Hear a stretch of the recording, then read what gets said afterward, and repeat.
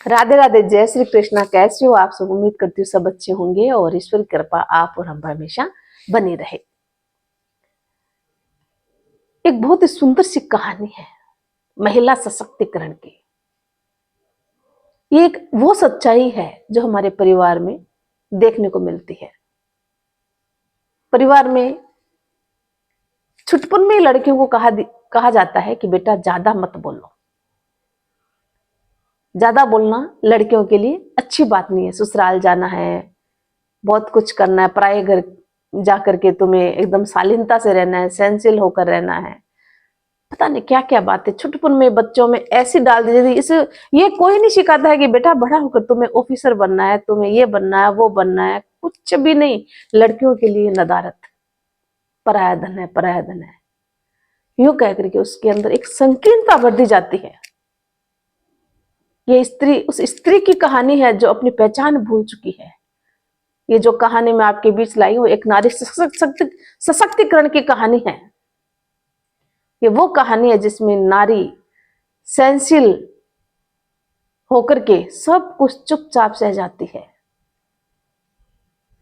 परंतु अपनी पहचान, अपना आत्मविश्वास जब पहचानती है ना, तब उसे पता चलता है कि मैं अपने आप से कितना दूर हो गई। क्यों ऐसे माता पिता अपने बच्चों में संस्कार डालते हैं? क्यों नहीं बच्चों को बोल्ड बनाते हैं? हाँ, बच्चों को बोल्ड बनाना चाहिए। संस्कार अच्छी बात है, अच्छी अच्छी चीजें सिखाना बहुत अच्छी बात है, परंतु बच्चों को संकीर्णता से मत भरो। बच्चों में वो चीज भर दीजिए जिससे कि बच्चे अपने आप को जो है मजबूत बनाए, अपनी सुरक्षा खुद कर सके, कोई अत्याचार ना सहे। फिर वो हर जगह ऐसा ही माहौल उसको मिलता है, चाहे वो नौकरी पैसे में हो या ससुराल में जाए, है ना। अपने बच्चियों को मजबूत बनाए। मेरी इस कहानी में आज यही बात मैं आपको बताने वाली हूँ। सीमा नाम की एक बच्ची होती है जो परिवार में सबसे छोटी होती है। माता पिता द्वारा, दादा दादी द्वारा हमेशा एक ही बात कही जाती है कि बेटा कम बोलो, बेटा सबके खाने के बाद खाओ, भाइयों को खिलाओ। घर के सभी सदस्य, चाहे बुआ हो चाहे दादी हो, बस एक ही बात, बेटा संस्कारी बनो, ससुराल जाना है, पराया धन है। हर वक्त उसको यही ताने सुनने मिलता है। बेचारी चाहती बहुत कुछ, पढ़ने में इतनी इंटेलिजेंट, परंतु उसको हमेशा ये संकीर्ण सोच का सामना करना पड़ता था। खाने बैठती तब भी ताने, बाहर खेलने जाती तब भी ताने, कोई एक्टिविटी नहीं, कोई सिखाया नहीं कुछ उसको बचपन से। लड़कों को जो छूट थी, ठीक है, अरे लड़कियों को भी हमें बहुत कुछ सिखाना चाहिए। आज लड़कियां कहां से कहां पहुंच रही है, परंतु ऐसा नहीं। प्रथम नागरिक है, हमारे सर्वोच्च पद पर पहुंच गई है, तो लड़कियां कमजोर कैसे हो सकती है? परंतु माता पिता, परिवार के सदस्य ऐसे संकीर्ण सोच उसमें डाल देते हैं कि बच्चियां उभर कर सामने आती नहीं है, अपने आप को खो देती है, अपनी पहचान खो देती है, अपना आत्मसम्मान खो देती है, स्वाभिमान खो देती है। मत बनाओ अपने बच्चों को ऐसा। बच्चों में अपने अधिकारों के प्रति जागरूक करना चाहिए। सीमा जब बड़ी होती है तो उसकी शादी कर दी जाती है, और शादी करने के बाद ससुराल में बस यही बात, चुप रहो। और माता जी ने सिखाई थी वही बात, चुप रहती, हमेशा काम में लगी रहती, सबसे पहले उठती, चाय वाय बना करके सबका नाश्ता तैयार करती। जब वो बोलते नहीं थे तो आस पड़ोस के क्या, परिवार के सभी लोग एक ही बात करते थे, कितनी संस्कारी वो हुई। अरे इसकी आवाज तो कहीं आस पड़ोस में सुनाई नहीं देती कभी, बड़ी शालीनता से रहती है, बड़ी सुंदर है, बहुत सुशील है। बस तारीफों के पुल बनते रहते, परंतु किसी ने उसके अंदर झांक कर नहीं देखा कि उसमें कितना गम छुपा हुआ है, कितना दर्द छुपा है। पति भी नहीं, कोई गलत कहे या कुछ भी कहे, तुम्हें बोलना नहीं है, चुप रहना है। अब बेचारी करते भी गया, जिसके सहारे आए थी वही उसको दबा रहा था। अब ऐसे करते करते बहुत दिन बीत गए, परंतु वो चुपचाप सहती रही और सर्विस भी उसके लग गई भगवान के दया से। अब वहां पर भी वही विचार तो रहते हैं, कहीं जाओ चाहे दुनिया में कोने में, वहां पर भी लोग दबाने लग गए। सही गलत की पहचान वो कर नहीं पाते थे, इतनी कमजोर हो जाते हैं कि अब वो अपनी पहचान ही भूलती जा रही थी। एक बार क्या, कोई प्रोजेक्ट मिलता है और उस प्रोजेक्ट में दिन रात एक करती है, महीनों लगाती है। एन वक्त आता है तब मोस्ट सीनियर जो है मैनेजमेंट के सामने कहता है कि हमारी टीम ने तैयार किया ये प्रोजेक्ट, सीमा को बड़ा बुरा लगा कि दिन रात तो मेहनत तो मैंने की है और नाम दे दिया टीम का। अब उसको पूरी रात घर आते नींद नहीं आई। आईने में देखा तो उसको लगा कि सच में मैं अपने आप को भूल गई हूँ, मैं अपने आप बहुत दूर चली गई हूँ अपने आप से, अपनी पहचान भूल चुकी हूँ। अंदर अंदर तूफान तो उठता ना, मानव है, अधिकार सबके दिल में होता है, कोई बाहर निकाल पाता है और कोई नहीं निकाल पाता। सब समझता है जो अन्न खाता ना कि क्या अच्छा है क्या बुरा है, सब कुछ पता होता है, परंतु कुछ हमारे समाज की विडंबना है, उसकी वजह से हम बोल नहीं पाते हैं। सीमा के साथ भी ऐसा ही था।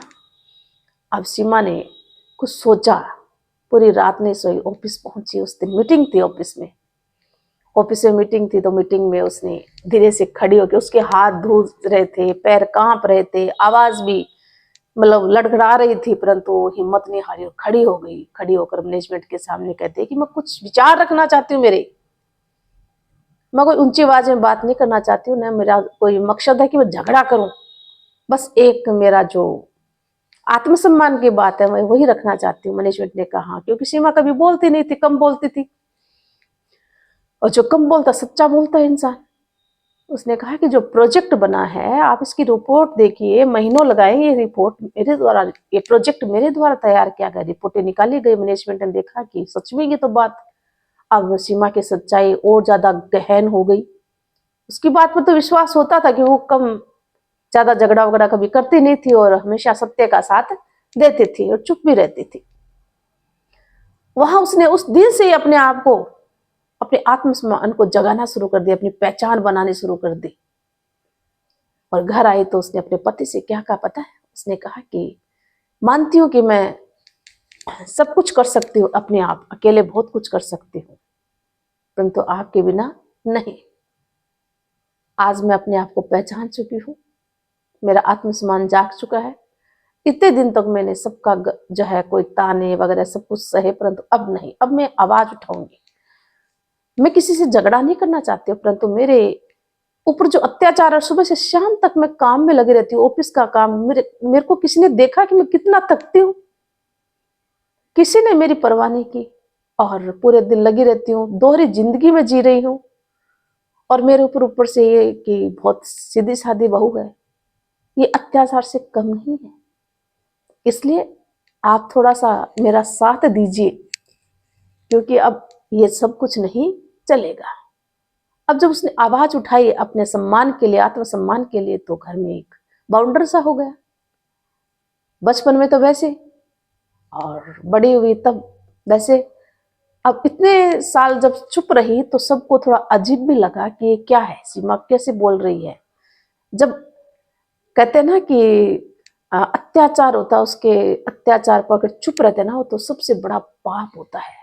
और सीमा अब उसको पहचान चुकी थी। अब सीमा अपने अधिकारों के लिए लड़ रही थी, और वो कहती कि नहीं, घर का काम सब मिल बांट के करो, और मैं भी कामकाजी महिला हूँ, पुरुष को ही क्यों इतनी आजादी दी जाती है, घर के अन्य सदस्य भी तो है, मिल बांट के सब काम करे तो काम अच्छा भी हो सकता है। जब मैं ऑफिस में आकर के, और जब पुरुष आराम कर सकता है तो मैं क्यों नहीं, मैं भी एक लिमिट का काम करूं। घर में काम पैसे ला रही हूं तो कुछ काम करने वाले भी रख सकते हैं, जिससे काम आसान हो जाए। स्कूल का काम भी करना पड़ता है, ऑफिस का काम भी करना पड़ता है, और मैं पूरे दिन घर के काम में इन्हीं में उलझी रहती हूँ, न ढंग से सो पाती हूँ, न बच्चों को समय दे पाती हूँ। मेरी गहराई को किसी ने देखा ही नहीं, मेरी बीमारी, यानी मैं इतनी बीमार भी हो रही हूँ, मेरी बीमारी को किसी ने पहचाना नहीं।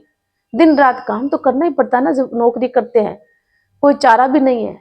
परंतु मानते हैं घर परिवार का काम बहुत जरूरी है, परंतु समय भी देखो कितना समय बाहर हो के आती है, उसमें भी बड़ा दिमाग लगता है, मेहनत लगती है, और घर आकर के फिर वही जिम्मेदारी, वही कोलाहल का वातावरण होता है, तो कैसे अपना जीवन व्यतीत कर सकते हैं। उस दिन के बाद सीमा ने अपने आत्मसम्मान को बचाया।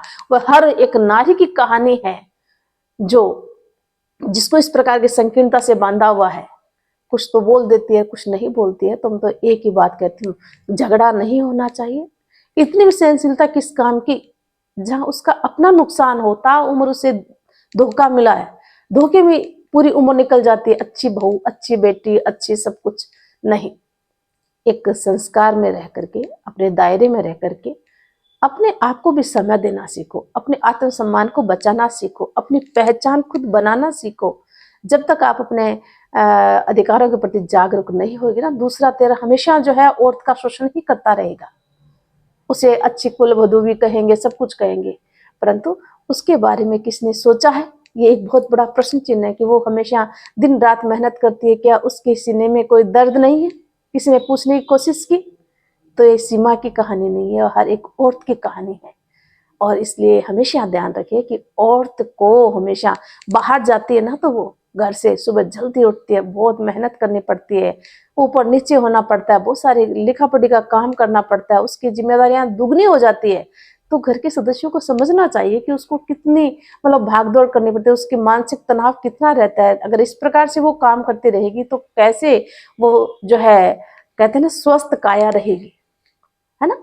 तो पैसे है तो पैसों के लिए उसको थोड़ा साधन भी मिलना चाहिए, जिससे कि वो अपनी जिंदगी अच्छे से गुजार सके। इसलिए हमेशा नारी को सम्मान दो, बचपन से उसको अच्छे संस्कार दो, उसे कभी चुप रहने के लिए मत कहो। गलत के लिए, हाँ कोई गलत होता है तो उसको समझाओगे गलत सही क्या है, परंतु उसको अपने अधिकारों के लिए चुप रहने के लिए मत कहो। एक खिलता हुआ कमल होता है, खिलता हुआ फूल होता है, उसको खिलने दो, हंसने दो, जीवन में आगे बढ़ने दो, उसकी इच्छाओं को पूर्ण होते देखना चाहिए। वो क्या चाहती है, उसकी हर एक इच्छा का सम्मान करना चाहिए। जुझारू बनाओ उसे, महारानी लक्ष्मीबाई बनाइए उसे। क्या कर दिया था 23 साल की उम्र में हम? क्या हम बच्चों को यही संस्कार देंगे? बच्चों को अच्छे संस्कार हमें देने चाहिए, जिससे कि वो बड़े होकर के ससुराल जाकर के दबंगता से रहे, अपने अधिकारों की रक्षा कर सके, अत्याचार न सहे। अत्याचार सहना भी बहुत बड़ा पाप और अपराध होता है। तो ये कहानी हमें ये सिखाती है, शिक्षा क्या है इसकी? बहुत सुंदर शिक्षा है कि अपने आत्मसम्मान को बचाए रखने के लिए हर एक औरत को जो है बुराई के खिलाफ आवाज उठानी चाहिए, झंझारू प्रवृत्ति की होनी चाहिए उसे। अत्याचार सहना भी बहुत बड़ा अपराध होता है। इसलिए इतना भी सहनशील और इतना भी सीधा मत बनो कि कोई आपका गलत फायदा उठाए। इसलिए अपने जीवन में अपनी पहचान खुद बनाएं, अपने अधिकारों की रक्षा खुद करें और अपने जीवन को सुंदर रूप देने की कोशिश करें। अपने स्वास्थ्य का भी तो ध्यान रखना बहुत जरूरी है। आप सबका ध्यान रखते रहोगे तो आपका ध्यान भी तो रखना बहुत जरूरी है। इसलिए अपनी पहचान, अपने समय अपने लिए भी निकालिए और अपने जीवन को सुंदर रूप देने की कोशिश, नहीं तो कई प्रकार की बीमारियों से आप गिर जाओगे। ऐसा आपका एक चक्कर बीमारियों का गिर जाएगा जिससे भी आप निकल नहीं पाओगे ताउम्र। इसलिए अपने खाने पीने का, अपने सोने का, उठने का, बैठने का आप पूरा ध्यान रखो। अपने बच्चों का ध्यान रखो, सब कुछ रखो, उनको भी समय दे पाओ। पूरे दिन घर के काम में और उसमें उलझी रहोगी तो अपने बच्चों को कैसे देख पाओगी? जब बच्चों को नहीं देख पाते ना एक नारी, तो बच्चे भी फिर गलत दिशा में चले जाते हैं। दूसरों के भरोसे कभी भी बच्चों को मत छोड़ो। मानते हैं सब कुछ, बड़े करते हैं, सब कुछ करते हैं, अच्छी बात है, परंतु उन्हें अपने सानिध्य में रखना बहुत जरूरी है। कहाँ कब बच्चे फिसल जाए कुछ नहीं पता है। कोई देखो अच्छी सीख देने वाला बहुत कम लोग मिलते हैं। बच्चों के ऊपर बुरी दृष्टि, बुरे विचार भरने वाले बहुत होते हैं। बच्चे बहुत कच्चे कोरे कागज होते हैं, उनको कहाँ कौन सी बात ऐसी लग जाए कि वो अपने माता पिता के खिलाफ भी आवाज उठाने लग जाए। इसलिए अपने बच्चों का ख्याल रखिए। नारी सशक्तिकरण के लिए नारी का सम्मान करना सीखे। नारी वो अबला है जो अब सबला बन चुकी है। नारी पहले अबला कहलाती थी, मैथिली शरण गुप्त ने कहा था, परंतु अब वो सबला है। वो भी कमजोर नहीं है, वो इतनी ताकतवर है कि वो दुनिया का कोई भी कार्य कर सकती है। चाहे वो किसी भी क्षेत्र की बात कर ले, हर क्षेत्र में आगे है। उसे बस अपने अधिकारों के प्रति हमें जागरूक करना है, उसे आगे बढ़ाना है। और ऐसा एक सीमा की कहानी नहीं है, हर एक नारी की कहानी है। तो उम्मीद करती हूँ आज इस कहानी से आपको बहुत सीखने को मिलेगा। आज की लड़कियां जो मानते हैं उसे बहुत कुछ पढ़ाया जाता, सब कुछ सिखाया जाता, फिर भी कहीं ना कहीं संकीर्णता आज भी माता पिता के दिमाग में रहती है। बच्चों को ये कहा जाता है, तो उन सबको छोड़ करके बच्चों को महारानी लक्ष्मीबाई बनाना शुरू कर दीजिए, जिससे कि वो अपने जीवन को सही ढंग से जी सके। उम्मीद करती हूँ कहानी पसंद आई होगी। अगर कहानी पसंद आई है तो लाइक और शेयर जरूर करें, और चैनल पर अगर नए हो तो सब्सक्राइब जरूर करें। और लाती हूँ ऐसी और नई मोटिवेशनल कहानियां, तब तक के लिए जय हिंद, जय भारत, धन्यवाद।